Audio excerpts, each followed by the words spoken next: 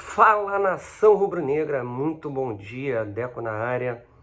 E você que está chegando a primeira vez no canal Deco SRN, se inscreva, deixe seu like, compartilha com os amigos, aciona o sininho de notificação, né, para que os vídeos Deco SRN possam chegar a vocês em primeira mão.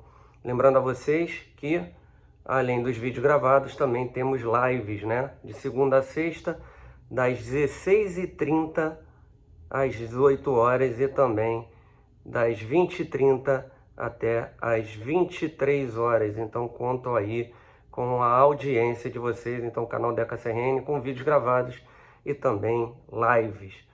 Nação, então a gente está aqui nesse vídeo aqui para conversar um pouquinho sobre a questão do Rogério Ceni, essa queda dele aí, né, que vem acontecendo de maneira lenta, né, mas de maneira que nos preocupa bastante, desde a partida contra o Bahia, né?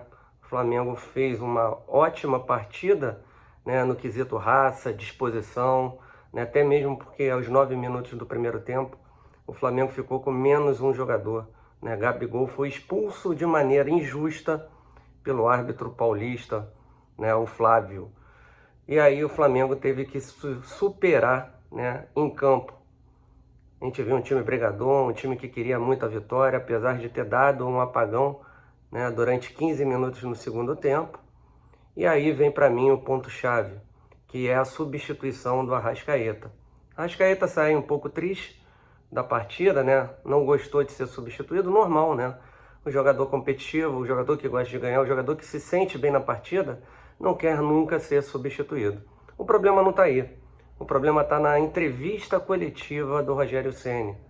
Quando ele perguntado sobre a questão do Everton Ribeiro, do que o Everton Ribeiro vinha produzindo, ele acaba dando uma cutucada indiretamente no Arrascaeta, né? Elogia muito a postura do Everton Ribeiro como capitão, que é um jogador educado, que é um jogador que o cumprimentou na saída de campo. Isso aí para mim não havia necessidade. Ele poderia muito bem ter elogiado o jogador como um craque, como um camisa 10 da seleção, como ele falou agora há pouco tempo, mas não deixar entender, né, que o modo certo de sair era o do Everton Ribeiro e não do Arrascaeta, que saiu chateado não com o treinador, e sim por ter sido substituído, coisa que o treinador deveria ter ficado satisfeito. Tá? Não sei se é coincidência ou não, mas desde essa substituição, o Flamengo não se encontrou mais dentro de campo. Uma semana depois, partida contra o Fortaleza. O Flamengo entra apático dentro de campo.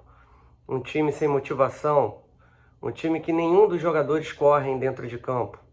Depois de uma semana de treinamento, veio o Natal, beleza, veio o Natal. Mas todos os times também tiveram o Natal. E os 5 primeiros, né, junto ao Flamengo, né, na verdade o G6, os outros 5 times haviam ganho as suas partidas nessa época pós-Natal. Só o Flamengo que não foi bem, que empatou com o Fortaleza. O Flamengo teve um pênalti a favor, que infelizmente o Pedro não conseguiu converter. Só que aí a gente começou a ver uma queda no time do Rogério Ceni. Uma queda brusca, uma queda que nenhum torcedor do Flamengo esperava. Tudo bem que tecnicamente a gente vê às vezes um time, né, que não vai bem num jogo, não vai bem no outro, mas da maneira que foi, né, não só tecnicamente, mas de uma maneira de vontade, de disposição, isso o torcedor do Flamengo não admite. E aí veio o jogo, né, do Fluminense. Antes disso, a entrevista também do Rogério Ceni, muito mal nas palavras, elogiando muito Fortaleza, o trabalho dele no Fortaleza. Como é que ele não consegue, né, conforme ele mesmo falou, desatar o nó que ele deu, né, no Fortaleza, no time do Fortaleza, né? Como é que o Flamengo não consegue desatar o nó que o próprio Rogério Ceni fez? Cara, surreal a entrevista dele ali contra o Fortaleza. E aí fomos para o jogo contra o Fluminense, né? Depois de 11 dias de treinamento, e o Flamengo começa muito bem a partida, faz 1-0 e vai para o vestiário sabendo que o São Paulo está ganhando de 3-1. Não, perdendo de 4-1, desculpa. O Flamengo ganhando de 1-0 e o São Paulo perdendo de 4-1 para o Bragantino. Com isso, o Flamengo iria, né, diminuir a vantagem para 4 pontos apenas. E aí, de maneira estranha, o Flamengo para, o Fluminense cresce e consegue a virada em erros de jogadores do Flamengo. O último deles, um erro grotesco do Felipe Luiz de desatenção, né? Um baque para o time do Flamengo que poderia ter diminuído essa diferença, né? Com isso, mais uma semana de treinamento. O Flamengo poderia ir, né, quem sabe, diminuir a vantagem. Daí, 1-0, Ceará, logo no início da partida, desestabiliza todo o time do Flamengo. Porém, a gente tem que lembrar o que o Rogério Ceni fez na escalação do Flamengo.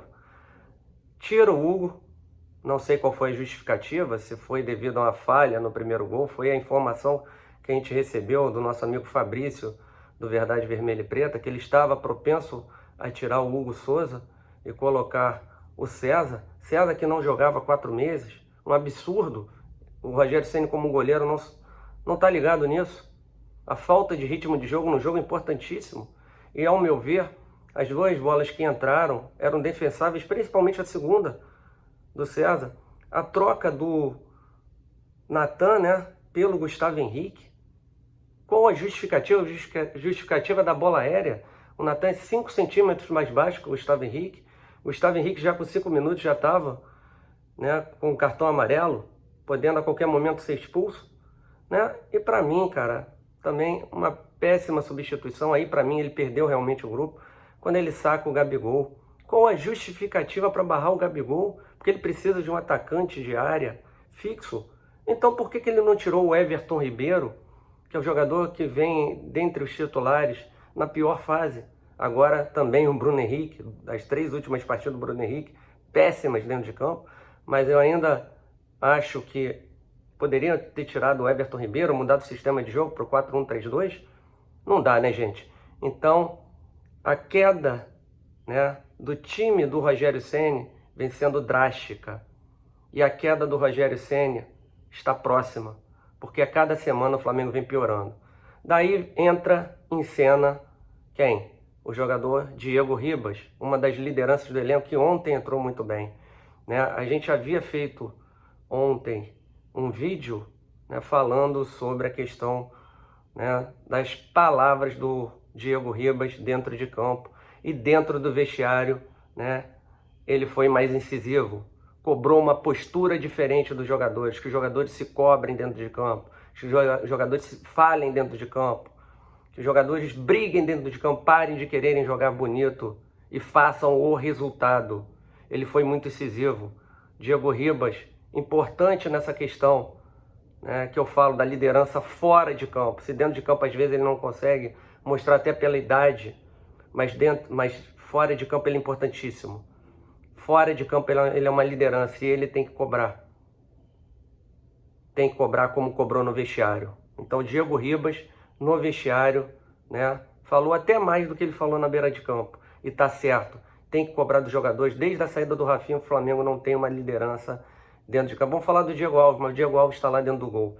Mas enquanto o Flamengo teve o Rafinha, tinha uma liderança. Agora sem o Rafinha, ficou sem. Esperamos que o Diego Ribas tome as rédeas dessa situação, tá? E uma outra situação que a gente quer falar também, sobre as palavras do Fábio Luciano, né, ex-jogador do Flamengo, comentarista da ESPN, achando que as atitudes do Gabigol, né, de estar sem o tênis, né, sem o tênis não, na verdade, sem a chuteira ali no banco de reservas e sem a camisa do Clube de Regatas do Flamengo, foi um afronto ao treinador Rogério Ceni, por estar irritado com a barração. Não duvido nada, o Gabriel, um jogador que quer jogar sempre, quer se doar sempre, e é um jogador importantíssimo que nunca deverá estar no banco de reservas, ok? Então aprenda, Rogério Ceni, porque sua queda está próxima. Eu acredito que ele não conseguirá,